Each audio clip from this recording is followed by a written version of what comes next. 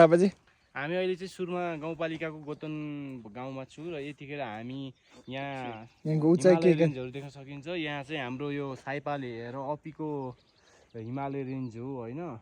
यो हाम्रो एउटा प्रश्न ठुलो के उठ्यो भन्दाखेरिमा यो डाँडा ठुलो होला कि यो डाँडा हाइटमा चाहिँ? यो पछाडिको डाँडा ठुलो होला नि हजुर तपाईँको हाम्रो पछाडिको नि ठुलो तपाईँले अहिले चाहिँ होइन, तपाईँले चेन्ज गर्नुभयो। तर यतातिरको डाँडाहरू चाहिँ बढी छन्, यहाँतिर चाहिँ बढी हाइट होला जस्तो लागिरहेछ, यतातिरको कमजोर होला।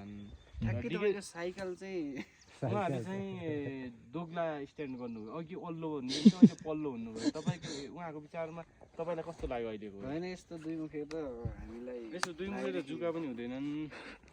तपाईँको हाइटको रेन्जको हिसाबले कुरा गर्ने हो भने चाहिँ पछाडिबाट ठुलो हुँदै हुँदै आएर चाहिँ हामीलाई यो भन्दा पनि पछाडि हिमाल चाहिँ ठुलो हो कि भन्ने लाग्यो।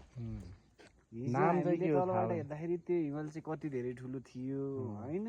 अहिले हेर्नुहोस् लगभग बराबरीको रेन्जमा आएको छ। पछाडि नै हो कि त्यो हिमाल धेरै पछाडि हो। यहाँदेखि जस्तै त्यो डाँडा यो डाँडा यहाँ छ भने नि त्यो पछाडिको डाँडा त्यहीँ छ। यो डाँडा छ नि त्यहाँ जति छ क्या यो, किनकि यो डाँडा छ नि त्यहाँबाट मुनि उदो गएर पर म उभो आएको डाँडा क्या भन्नाले यहाँबाट तल गएर पर म उभो छ नि उदो उभोको हँसियो भन्नाले